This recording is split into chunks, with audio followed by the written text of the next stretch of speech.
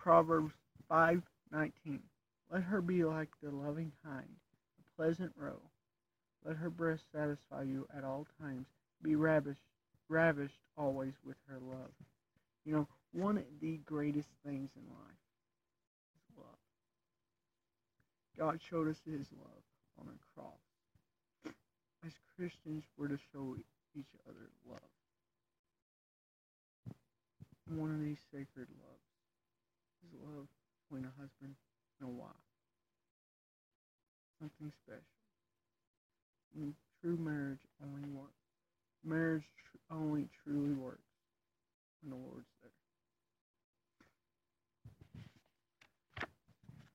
there. Okay, Jose.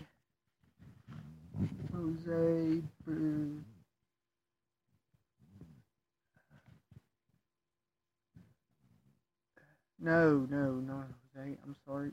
John 25 through 32. John 25 through 32.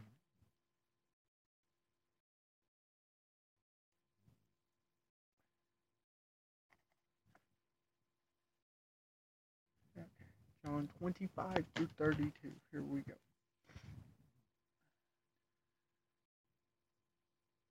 He then, lying on Jesus' breast, says to him, Lord, who is it? So this shows a special bond between Jesus and the disciple, and it refers to him as the beloved disciple.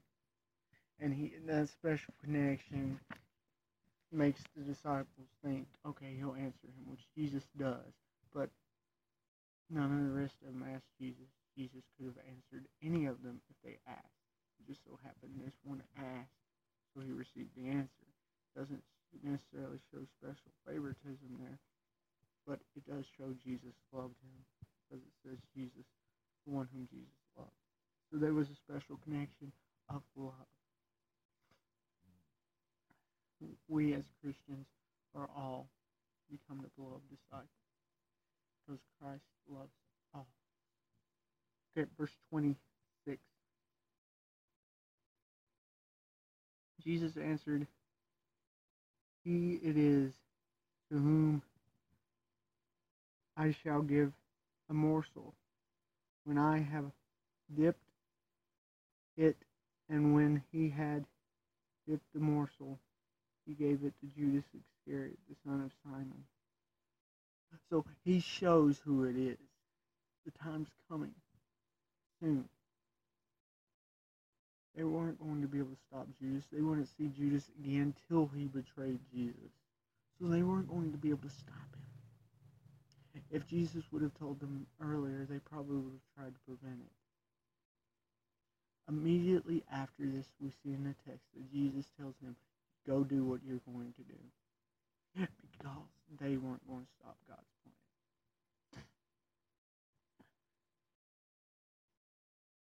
And after the morsel, the adversary entered into him.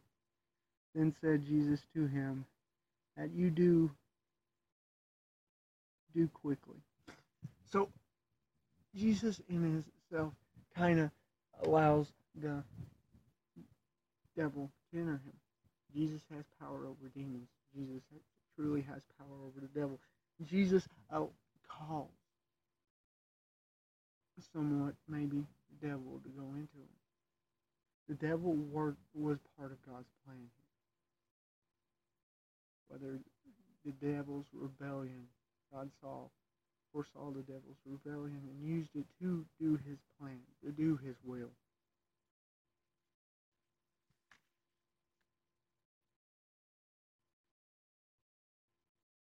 And Jesus is telling the devil, not Judas, he's speaking to the devil. He's saying, do what you need to do quickly. Get it done. Jesus is speaking to the devil, not Jesus, at this point. Okay, verse 28. Now no man at the table knew for what inherit he spoke. this to him. They didn't know what he was talking about. Simply enough, they were go do what you gotta do quickly. He already told them he was going to betray them. He's already told them that the time was soon. But they don't understand. They don't understand because they're not listening. Truly listening and receiving his word. Because if they did, they'd know he's going to go betray him.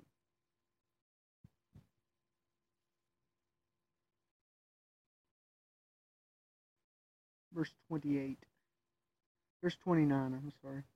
For some of them thought, because Judas had the bag, that Jesus had said to him, buy those things that we have need of against the feast, or that he should give something to the poor. You know, Passover is coming up. You needed money for Passover to buy offerings to offer up. They also did charity, help the poor. Oftentimes they didn't get money to the poor. They just healed them. So they're completely clueless here. At one point, they're needing tokens to enter the temple. Jesus just has them go fishing, and tokens are in the fish's mouth. So he ain't worried about spending their money on something needed for Passover.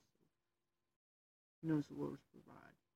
So if they would have listened to his teaching, they would have known he's going to go betray him.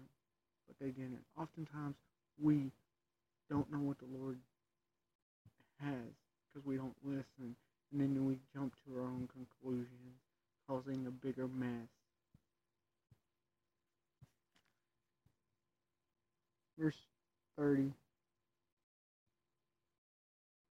He then, having received the morsel, went immediately out,